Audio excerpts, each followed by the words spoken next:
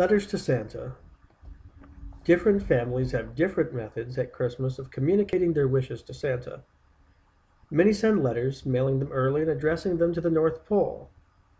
These never arrive, postmasters having their own whimsical ways of dealing with them, none involving delivery. Another method which the Drinkwaters had always used, though no one could remember how they had hit on it, was to burn their missives in the study fireplace. The tiled one whose blue scenes of skaters, windmills, trophies of the hunt seemed most appropriate, and whose chimney was the highest.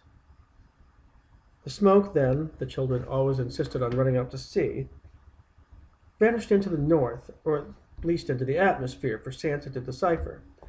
A complex procedure, but it seemed to work and was always done on Christmas Eve when wishes were sharpest. Secrecy was important, at least for the grown-ups' letters. The kids could never resist telling everybody what they wanted, and for Lily and Tacy, the letters had to be written by others anyway, and they had to be reminded of the many wishes they'd had as Christmas neared, but which had grown small in the interim and slipped through the coarse seine of young desire. Don't you want a brother for Teddy, a bear? Do you still want a shotgun like Grandpa's? Ice skates with double blades? But the grown-ups could presumably decide these things for themselves. In the expectant, crackling afternoon of that eve of ice, Daily Alice drew her knees up within a huge armchair and used a folded checkerboard resting on her knees for a desk. Dear Santa, she wrote, please bring me a new hot water bottle. Any color, but that pink that looks like boiled meat. A jade ring like the one my great-aunt Cloud has for the right middle finger, she thought. She watched the snow fall on the gray world, just still visible as day died.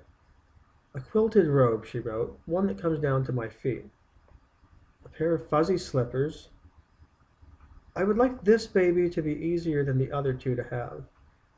The other stuff is not so important if you could manage that. Ribbon candy is nice and you can't find it anywhere anymore. Thanking you in advance, Alice Barnable, the older sister. Since childhood she had always added that to avoid confusion. She hesitated over the tiny blue notepaper nearly filled with these few desires. P.S., she wrote, if you could bring my sister and my husband back from wherever it is they've gone off together, I would be more grateful than I could say. A.D.B. She folded this absently. Her father's typewriter could be heard in the strange snow silence.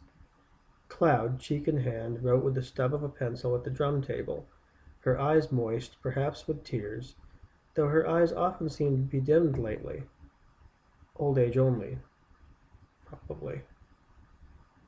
Alice rested her head back against the chair's soft breast, looking upward. Above her, Smoky, charged with rum tea, sat down in the imaginary study to begin his letter. He spoiled one sheet because the rickety writing table there rocked beneath his careful pen. He shimmed the leg with a matchbook and began again. My dear Santa, first of all, it's only right that I explain about last year's wish. I won't excuse myself by saying I was a little drunk, though I was, and I am.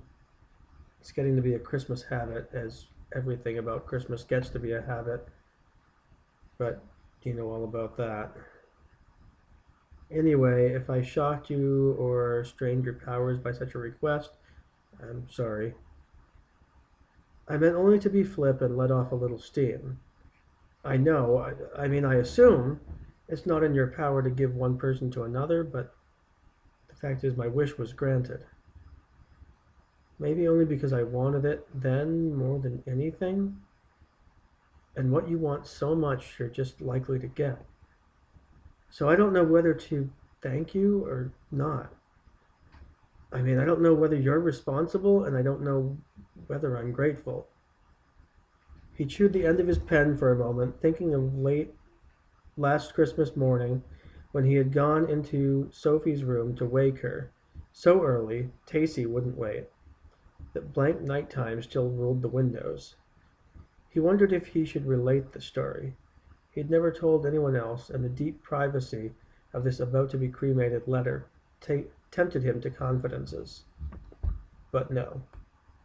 It was true what Doc had said, that Christmas succeeds Christmas rather than the days it follows. That had become apparent to Smokey in the last few days, not because of the repeated ritual, the tree slided home, the antique ornaments lovingly brought out, the druid greenery hung on the lintels. It was only since last Christmas that all that had become imbued for him with dense emotion, an emotion having nothing to do with Yuletide, a day which for him, as a child, had had nothing like the fascination of Halloween, when you went masked and recognizable, pirate, clown, in the burnt and smoky night. Yet he saw that it was an emotion that would cover him now, as with snow, each time this season came. She was the cause, not he to whom he wrote.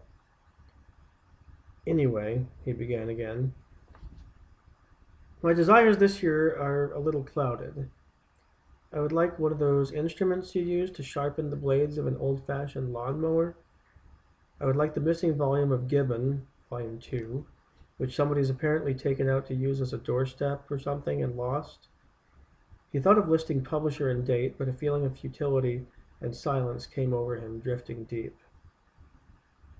Santa, he wrote, I would like to be one person only, not a whole crowd of them. Half of them always trying to turn their backs and run whenever somebody, Sophie he meant, Alice, Cloud, Doc, Mother, Alice most of all, looks at me. I want to be brave and honest and shoulder my burdens.